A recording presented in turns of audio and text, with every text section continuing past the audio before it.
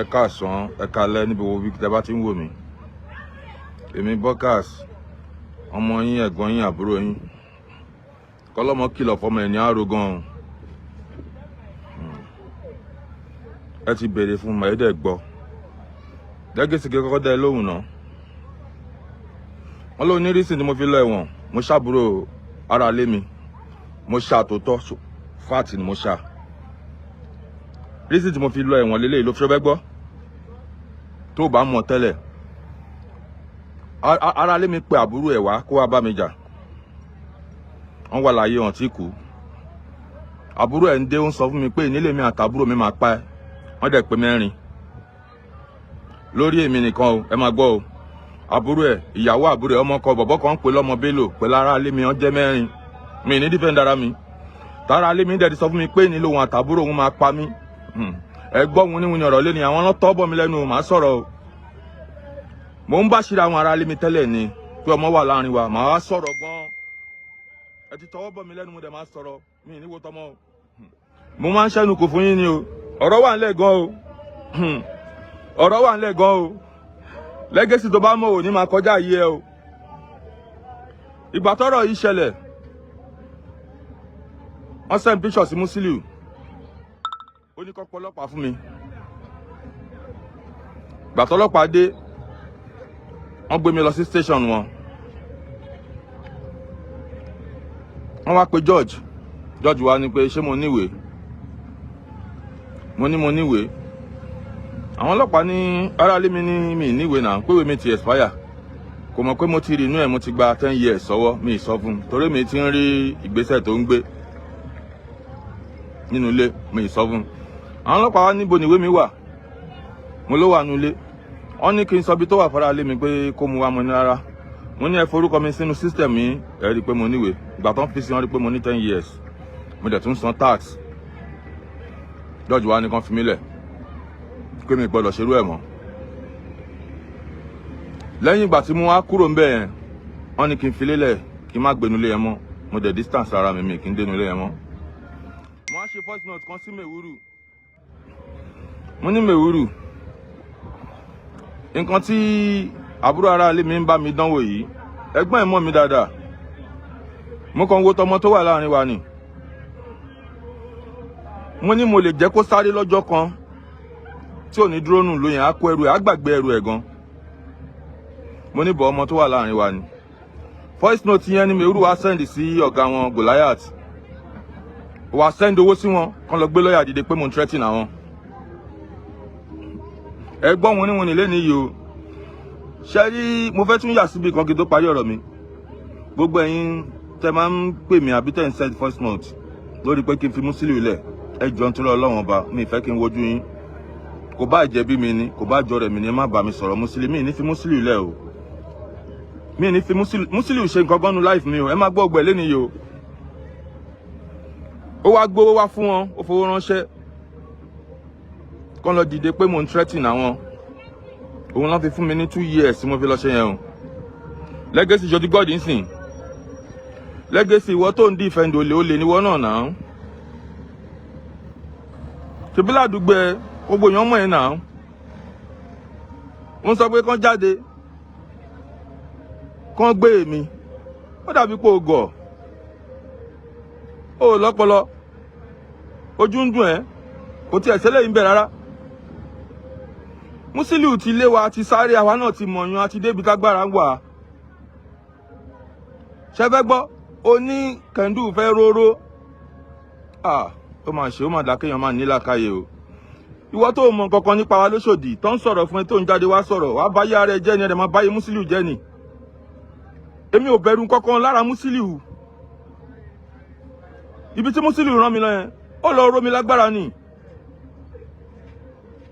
Èyí tó sọ mo ti fún ẹlẹ́sìn lórí yẹn ọ̀rọ̀ tí Kẹ́ndù tó ló fẹ́ rán oró. Nǹkan tó mọ̀ lé ní tó ń parọ́ fún ẹ tó ń jáde torí 500,000 ò dẹ̀ máa tàgbú ẹ. Èyí tó lé mi wá lóyìnbó mi ń ṣẹ́gbẹ́ bàbá ìyálà ya ẹ̀. Ẹ̀yin ọpẹ́lọpẹ́ union family ń ṣàlè mọ family yín rí ni tí ò bá ń ṣe union. Ìgbà tẹ́mi ti lọ lóyìnbó tí mo ti gbára lé mi wálé Musiliu ò tí mọ ibi tó ń jẹ́ airport náà. Tẹ́mi ti ń ṣe owó tó ń wọ́dọ̀ mi tí mò ń yá wọn lówó tó wá dé Nàìjíríà náà dá padà. Legacy fèsì àgbo èmi ò ń ṣẹgbẹ́ inú ayé. Èmi ò ń ṣalágbò. Lọ bèrè lọ́wọ́ wọn. A sọ fún irú èèyàn tèmi jẹ́. Ọmọ tó mọṣẹ́ owó ṣe tó ń pawó lè mi tí mo dẹ̀ ń náwó jẹ. Mi ò kì í tàgbò. Gbogbo ẹni mo fi ń sọ yìí. Tí n bá dúró ọ̀gá ò ní dúró nínú kan múra kan wọṣọ. Owó nìkan ló ní ibo ló dẹ̀ ná sí. Ó fẹ́ para ẹ̀ ni. Ṣọ́gà yín fẹ́ para ẹ̀ ni. Legacy nǹkan tó ṣe fún Kendu kí n tó yà síbò mi kí n sọ fún ẹ. Musiliu wà l'Amẹ́ríkà. Ó wà ń lẹ́nu ń bẹ̀. Bó ṣe ń fò sókè ló ń bẹ́ sílẹ̀. Kendu ò ní ṣe second time. Wọ́n wá rìkọ́ọ̀dù ẹ̀ wọ́n sẹ̀ǹdẹ̀ sí Kendu. Ẹlẹ́ẹ̀kejì Musiliu tún organize wọ́n yẹn máa fún Kendu ní poison ní Amẹ́ríkà. Àwọn kan náà pé Kendu má wá síbi báyìí nǹkan báyìí wà nílẹ̀ fún ẹ o. Ẹni tó lérú nǹkan yẹn síyàn ṣéyàn náà ní sún síwájú kò ní wá gbára. Nǹkan tó fẹ́ ṣe fún Kendu ni mo sọ fún yín o. Nǹkan tí Musiliu ṣe fún mi yàtọ̀ sẹ́wọ̀n tó rán mi lọ tó gba properties mi. Ó ní mo jẹ̀yàn lówó ìwọ Legacy. Èmi ń jáde mò ń sọ̀rọ̀ pátápátá pé Musiliu seize property mi. Ẹni tí mo jẹ lówó kó jáde kó wá sọ̀rọ̀. Ó ní nǹkan tèmi ní owó union ni mo fi rà. Union dẹ̀ ti gbà padà. Orí ẹ ti yí ò ní làákàyè o. Ó mọ̀ wá lọ́pọ̀lọpọ̀ kan lórí. Kí ló tó wo ṣe ní sense báyìí? Gbogbo àwọn tí wọ́n sanwó iṣẹ́ fún Musiliu tán ti bẹ̀jẹ̀ èèyàn gbà tán bá Musiliu jàkújẹ lọ gba property wọn. Musiliu ti ráwọ̀ ọmọ Oṣòdì bí àjẹ́ nǹkan kan. Àwọn eléyìí ta làwọn eléyìí. Ìwọ tó ò níran. Ló wá ń fọwọ́ lálẹ̀ fáwọn ọmọ Oṣòdì.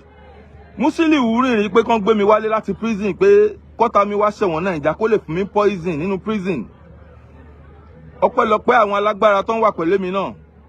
Ó ní ìdìwé kan láti embassy wọ́n máa release ẹ̀ fún wa ní. Musiliu fẹ́ kán tún repatriate mi wá sí Nàìjíríà pé kọ́ta mi wá ṣẹ̀wọ̀n nínú Nàìjíríà kó lè fún mi poison. Ẹ̀yin kan wá ní kí n fi Musiliu lẹ̀. Ẹ jọ̀ọ́ ẹ bọ́lẹ̀ ń bẹ ẹ má bá mi sọ̀rọ̀ Musiliu mọ́ o. Ṣé rí agbára tó ní tó fi ń ṣe gbogbo nǹkan yìí àfi ká bá kan lẹ̀ ní. Ẹni tó ń ṣe bí Ọlọ́run lórí wa á máa filẹ̀. Àdẹ̀ ní paramọ́ a máa ṣòótọ́ ni gbogbo ohun tẹ́mi bá sọ ń bí confam ni. Ó fẹ́ fún mi poison jẹ́ ó fẹ́ fún Kendu jẹ́ ó ní Kendu ò lè lọ second time. Kendu wá wọ bàtà ẹ̀. Ọpẹ́lọpẹ́ àwọn èèyàn gidi. Kendu wá débi tágbára ń wà kò tún wá wo agbára yẹn bí Musiliu ṣe lòun ò ló bẹ́ẹ̀ o. Ó tún wá ṣe sáàrin ìlú ó ṣe fọ́mọ ìlú. Ibo ni Musiliu wá fẹ́ gbà lọ. Níbi tẹ́ ti máa mọ̀ pé ó ń dùn wọn bí Kendu ṣe wọlé ní ẹ ṣáà rábùrú ẹ̀. Bó ṣe ń tara lánàá tó ń ṣépè fúnra wọn lórí pé òun ṣépè fún Kendu. Ibẹ̀ lẹ ti máa mọ̀ pé inú wọn ò dùn sí bí Kendu ṣe wọlé. Number 1 tiwa ló ń ṣépè fún nínú Oṣòdì. Agbára wo lẹ tiẹ̀ ní gan ẹ̀yin family yìí gan kò tiẹ̀ yé mi. Tírù wọ last month tó gbé pupa dání tó ń send owó sí ẹ nílùú òyìnbó. Ó ń send owó sí ẹ nílùú òyìnbó ìwọ last month. Wọ́n wá pé ẹ wálé kó máa wá gbowó truck. Ìwọ wá ń lanu wọ́n lé fẹ́ máa sọ̀rọ̀ sí èmi. Ṣé bẹ́ẹ̀ gbọ́n ẹ ti gbé wálé ó ti gbé wálé mi rí orí bẹ́ẹ̀ mi ṣe ń live ńlò òyìnbó ni. Èmi ò ń ṣalágbò. Ẹgbọ́n ń kó gbogbo àwọn ẹbí ẹ̀ wá nulé mi náà. Ó ń wọnú ilé mi ó ń fọ̀ náà. Owó mi dẹ̀ ni mò ń ná fún wọn. Jẹ́ tó wá fẹ́ gbọ́. Ibi tí bọ́bọ́ ìyá kàdé Musiliu ìyá kàgán ni o. Wọ́n ń pe máa nǹkan Alhaji Muhammed Ode. Ó lọ fi properties ẹ̀ ó fi yáwó ní báńkì Musiliu lòun fẹ́ fún níṣẹ́. Ó gba 10 million lọ́wọ́ máa yìí. Musiliu máa fún máa yìí níṣẹ́. Àwọn báńkì wọ́n yọ máa yẹn lẹ́nu. Máa yẹn wá sọ fáwọn báńkì yìí pé owó tóun yá nǹkan báyìí lòun fẹ́ fi ṣe ọ̀gá yẹn ò dẹ̀ fóun níṣẹ́ ká ní kò ń ṣe pé òun á ti máa sanwó yìí. Wọ́n ṣe lọ bá Musiliu nìyẹn. Tẹ́ mánu báyìí ó yáwó báyìí. Ó dẹ̀ lẹ́yìn lòun kó fún pé kẹlẹ̀ fóun níṣẹ́. Musiliu níṣẹ́ kò fi nǹkan dúró ni. Wọ́n lọ fi lé dúró ó ní ẹ lọ ta àkẹ́ kó ṣe ń jẹ ẹ̀ fún ẹ wo ibi tí bàbá ìwú kẹ̀dé. Ìwọ last month tó ń sọ pé ilé yín torí àwọn èèyàn máa ń wá bẹ́ẹ̀ náà ṣe ń sọ̀rọ̀ bẹ́ẹ̀. Ó rárùkọ àwọn tó ń dápọ́n wọnú ilé yín ni. Ó ní Sunday Òkígbò. Gbogbo èèyàn ló mọ ẹni tí Sunday Òkígbò jẹ́ lóṣòdì náà. Àwọn oníbọn ló ń wánu ilé yín. Ẹgbọ́n ẹ̀ gidá dúró wọ́n máa sọ táyà sí lọ́rùn màní. Ẹ̀yin fámìlì ó yẹ ká máa fọwọ́ bojú ni. Ẹ tún sì ń jáde ẹ fẹ́ máa sọ̀rọ̀ owó ló wà lẹ́nu yín. Mo ti sọ fún ẹ̀gbọ́n ẹ láti bẹ̀rẹ̀ pẹ̀pẹ̀ pé nílé gíláàsì ni kó má sọ̀kò. Ó dẹ̀ ti sọ̀kò ni ẹ mò ń sọ tèmi padà lọ́wọ́ báyìí ni. Lọ́dẹ Legacy oníṣẹ́jẹ kó rí bẹ́ẹ̀. wọ́n tún lọ sí state wọ́n lọ ń bú Musiliu ọ̀rọ̀ tó yẹ kó lọ fún tó six property mi tó rán mi lọ sẹ́wọ̀n ló wá ń lò fẹ́mi nísìn kí ló tí wọ̀ bọ́ ò ní làákàyè ó máa l'opportunity àti yanjú ọ̀rọ̀ yẹn gbà yẹn tó máa ń bẹ́ jáde tó ń fẹ́ sókè tó ń bẹ́ sílẹ̀ tẹ́ ń ṣe bí Ọlọ́run ìgbà tó ń mú mi tí mo wọnú prison ìwọ ló máa kọ́kọ́ ṣe fídíò broadcast ẹ gbójúlé dà ibo ló wà lẹ́nìí èmi náà mo ti jáde lẹ́nìí ni mo á dìbẹ̀rù mo dìjáyà fún yín ni mo ń kóbo yín yìí broadcast Èkó ni mo tún wà yìí ni mo ti ń sọ̀rọ̀ yìí náà ó rò pé bí wọ́n ṣe gọ̀lẹ̀ mí gọ̀ ni ó rí mi tí mò ń yan Musiliu ti mẹ́mi náà lọ́wọ́ agbára Èkó ni mo ti ń sọ̀rọ̀ Èkó ń ṣẹ̀lú òyìnbó ṣe bá ẹ máa ní mi ìlè wálé mo ti wálé náà mo ń sọ̀rọ̀ nú Èkó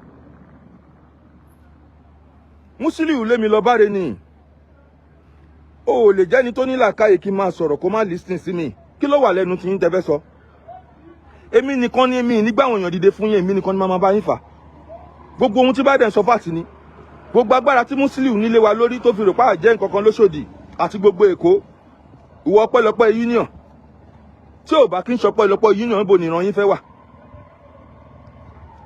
èmi ò ṣe union rí kí n tó lọ lóyìnbó ilé yín tó ní àwa máa ń wá ta wájú ilé yín láti ń ta èmi ọmọ èmi o lè jókòó tì mí ní di káàdì ní di dice tẹ́tẹ́ ọpọlọ ni mi máa bẹ́ ẹ ta máa ra gbogbo káàdì tó wà lọ́dọ̀ mọ́là lọ́dọ̀ àbókí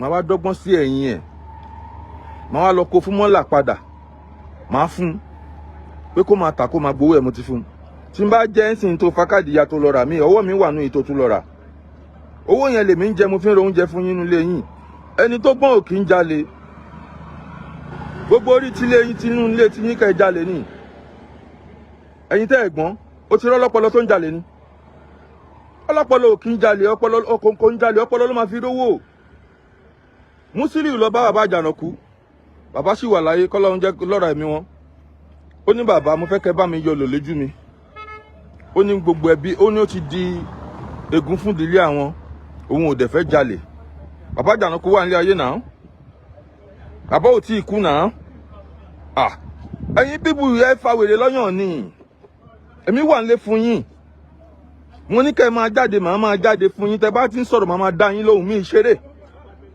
ìgbà tọ́gà yín tó jẹ́ nǹkan mi ìbẹ̀rù ẹ̀ ó ti wá di ràlẹ̀ràlẹ̀ lísì ni mi máa bẹ̀rù ẹ̀ gbogbo ẹ̀yin tẹ́ bá fẹ́ máa bá mi sọ̀rọ̀ Musiliu mo mọ̀ pé nífẹ̀ẹ́ mi ni ẹ jọ ẹ má bá mi sọ torí mi ní jáwọ́ o Musiliu ṣe nǹkan gan nu life mi o ó lágbára lé mi lórí gan o so Ọlọ́run wá fún mi l'opportunity àti retaliate ẹ wá ní kí n panu mọ́ ẹ dúró ná bàbá ń bẹ̀rù pé ká má kú ìjọ́ wo la máa joyè ìdílé bàbá ṣé báyìí máa wò tí Musiliu máa pàgbọ́ àtọ́ nílé yìí ni ẹ dẹ̀ ń bẹ̀ mí kí n dákẹ́ ó fẹ́ kán fún mi poison lóyìnbó ó fẹ́ kán fún Kẹ́ndú lóyìnbó ó ní Kẹ́ndú ò ní lọ second term ẹni tí ràn wọn ò jẹ́ nǹkan kan tó wá ń fọwọ́ lálẹ́ wù fún wa àwa ará opportunity ń sìn àti sọ́ọ̀dì ràlẹ̀ ẹ wá ní ká jáwọ́ àwọn eléyìí family wọn ò gbọdọ̀ máa súnmọ́ bí tágbára wà power monger ni wọ́n wà ń lé fún yín o ẹ máa jáde bọ̀ máa dá yín lóhùn mí ìṣeré ẹ wo Musiliu ibi tó jẹ́ pé kò ń ṣèyàn dé tó bá ba jà kékeré báyìí áìdá kó pa ẹ́ àbí kó pa ẹ́ sáyé o ò ní jẹ́ èèyàn mọ́ nítorí agbára wẹ̀ wàá rówó tì lẹ́ni tí àwọn tí mi ò ṣe Musiliu o ló ń gbèrò pé kọ́ má rí mi mọ́ o gba àwọn kórópè mi o gba Lexus kórópè 5 ló gbà lọ́wọ́ mi o tún wá wọn land properties mi ìwé ilé mi ìwé ilẹ̀ olóò máa gbà á àwọn kan wá ní kí n fi ẹlẹ̀ ń sìn tí mo lágbára àti ṣe mi tẹ̀mí padà fún ẹ tó òfin ní jẹyàn mọ́ láyé màá fi ẹlẹ̀ níwọ̀ tó lágbára lé mi lórí tí ó bá kí n sọ lọ́wọ́n bá ẹ bọ́lẹ̀ ń bẹ ẹjọ́ ẹ má bá mi sọ̀rọ̀ Musiliu o èmi àti ẹ máa jọ mú nǹkan lẹ̀ gidi gan ni o à ń pe ọmọ kan nífẹ̀ẹ́ ọmọ yẹn bá ọ̀rọ̀ ilẹ̀ wá sọ́dọ̀ Musiliu ọmọ tó ń ṣe dáadáa nú ayé ni tó lówó lọ́wọ́ obìnrin ọmọ náà Musiliu tún ṣe jìngólò bàbá olówó tó pẹ̀rẹ̀ lólówó tó tún ba yé àwọn obìnrin jẹ́ tó ń gbowó lọ́wọ́ wọn ilẹ̀ lọ́mọ yìí lóhùn fẹ́ wá ra ìfẹ́ Musiliu gba ọmọ yìí pa ó gbà pa kò fún nílẹ̀ owó gidi ni o ọmọ tó ń ṣe dáadáa nú ayé ni o ó dáàrin àwọn ohun àtọkọ ẹ̀rú ọmọ yẹn ò jẹ́ nǹkan kan mọ́ nú ayé sìn ìwọ tó bá ń rí Musiliu tó ń pe Musiliu léèyàn ó súnmọ́ ni Musiliu kì í ṣèyàn gidi owó ìyàgbọ́ lọ́mọ wu ni àwọn Musiliu náà gbogbo ohun tí mò ń sọ yìí tó lè ń sọ̀rọ̀ kan wá gbé mi ó rò pé mò ń parọ́ ní fáàtì ni ṣé ìwọ ọmọ ọlọ́ọ̀ ni ìwọ mọ nǹkan tó ń jẹ́ constitution ìwọ tó rí ẹ ti kú tó yẹ pé ó lè níwọ náà ń jà nílé ayé ó lè fẹ́ defend ó lè ibo lẹ fẹ́ gbé gbà níwájú tèmi níbo lẹ máa gbà ibo lẹ fẹ́ gbé gbà ẹ níbi tẹ fẹ́ gbà wájú tèmi fáàtì ni mo dẹ̀ máa sọ ẹ̀gbọ́n Musiliu gídá dúró táyà náà sọ sí lọ́rùn ẹ tún lọ confam ẹ ìwọ wa ń jáde ẹ̀yin wo ta lẹ fẹ́ gbé jáde fún mi máa bá yé Musiliu jẹ́ ni mo dẹ̀ máa sọ fáàtì ni kò ní jẹ́rọ́ mi ìbá yín ṣe lérè Musiliu ò bá mi ṣe lérè láì ṣe pé mo ṣẹ́ ẹ wá ní kẹ́mi fi Musiliu lẹ̀ ó dòdì tí bá fi Musiliu lẹ̀ kì í gbá bàbá wọn ni mò ń sọ mi ìparọ́ mọ́ gbogbo ọmọ Òṣòdì gbogbo àwọn àgbàlagbà sì wà ní Òṣòdì wọ́n máa testify tó bá kí n ṣe pé kà ní Musiliu ilé tí bàbá ẹ sáwọ̀ tán ti gba bàbá ẹ lẹ̀ ilé Agẹdẹgúdù tán fi jẹ́ kán rí bàbá ẹ gbà tán jẹ́ kán rí bàbá ẹ pa ilé ẹ ló tún fẹ́ gbadé lórí wọn ẹ rí ibi tágbára sí mọ́ báyìí ní wíńdé tó dẹ̀ mọ́ sórí yìí Agẹdẹgúdù ló gba bàbá ẹ lẹ̀ ó tún fẹ́ gbadé orí wọn irú fámìlì wo ni ìwọ Musiliu ibo ló ti wá ganan àwọn wo ló bí ẹ tó kàn wá gbára kiri ò fẹ́ kẹ́ni bọ̀dì já jẹ́ kankan kó ṣàjẹ́wọ́ nìkan èmi wà nílé fún ẹ Musiliu mo mọ̀ pé wà á ti ṣe lógun wà á ti ṣe ọ́ndẹ̀ ti máa sọ fún ẹ pé eléyìí Ọlọ́run ló wà ní ẹ bó ṣe ń sọ ó lè rémi fi ṣe nǹkan kan ìgbà náà ń pa hàn kí ń pàwò gbogbo yìí tàbúrò ẹ ń sọ pé á jásẹ̀ mo ti bá yín gbé sórí social media ṣé bẹ́ẹ̀ ilẹ̀ lọ́pọlọ ẹ̀yin lẹ́ ń fi kú threatening àwọn èèyàn social media lèmi máa fi bá yín falẹ̀ ní jẹ́yàn mọ́ ikú tẹ̀ ẹ̀dẹ̀ ń ròyìn ẹ̀yin lẹ́dẹ̀ máa kú ẹ̀yin lọ́lọ́run máa mú sọ́dọ̀ ìkọ́kàn ò lè ṣe mí ó mọ iye àwọn èèyàn tó ń ṣàdúrà fún mi lójúmọ́ ni àwọn tí mi ìmọ̀ rí gan èyí tó jẹ́ dìbílẹ̀ èyí tó jẹ́ tàfà èyí tó jẹ́ ti wòlíì lórí kíni lórí nǹkan tí mo gbé dání kíyà má jà àwọn èèyàn wọ́n ń fìyà jà àwọn èèyàn ni nà án ó mọ iye ẹni tó di sọdí ralẹ̀ rálẹ̀ tọ́hún jẹ́yàn mọ́ nílé ayé tọ́hún nílé lórí mọ́ tó gbẹrù lórí wọn tó sọ wọ́n di ràdàràdà ralẹ̀ rálẹ̀ mo sì ń bọ̀ fún ẹ̀mí ò tí ì dé o ẹ tún jáde màá tún jáde mi ò bá yín ṣe lérè Musiliu ti lọ ró mi lágbára òun ló jẹ́ kí n ríra mi nǹkan tọ́lọ́run fún mi wisdom talent ni resources ni gift ni mo tún wá mọ̀ lò ibo la fẹ́ gbé gbà báwo lè fẹ́ lọ wájú mi ẹ tí pọ̀ tó ẹ lọ pọ̀ sí wa èmi bọ́kàsì mo wà ń lé fún yín o ẹ̀yin tèmi ní gbogbo ìgbàkúgbà mo tún sọ aṣíwájú for second time Ṣèyí Tinubu ọmọlódòdẹ for Lagos State Governor 2027 ẹ bá mi dá sí gbòòrò kó máa lọ kó máa ta fatafata létí Ṣèyí ọmọ Tinubu for 2027 ẹ̀yin tèmi ẹ jù sí gbòòrò máa ṣe dáadáa lójú bàbá ẹ̀ lóye máa ṣe dáadáa ojú bàbá ẹ̀ tó ráṣíwájú sì máa wà láyé tí Ṣèyí bá ṣe mi ṣe bàbá kọ̀rẹ́ tiẹ̀ ẹ bá mi dá sí gbòòrò ọmọ olódòdẹ ó máa débẹ̀ lágbọ́rọ̀ lọ èmi Bọ́kàsì mo sọ ó máa débẹ̀ wọ́n ti sọ tàwọn Gòláàtì náà wọ́n máa lose polling unit ibi tẹ́tí màmá kọ́ lọ́run ló ń bàjà àwọn tán ní mi ìjẹ́ kankan nínú ayé tí Gòláàtì bá fẹ́ parọ́ mọ́rọ́ pa á ní tèmi bá fẹ́ ṣe fídíò mo ti máa lọ mutí mo dẹ̀ ń sọ̀rọ̀ lọ́tí ayé ẹ̀dẹ̀ ń bàjẹ́ ìgbà tí mo wà nú ilé fídíò mi ló máa fi báyé yín jẹ́ àwọn show tí mo ti ṣe sẹ́yìn ló máa lò against yín òun ló máa lò fún yín ibi tí Musiliu ya wèrè dé wọ́n lọ sí Saudi wọ́n lọ sí Múra àti Papi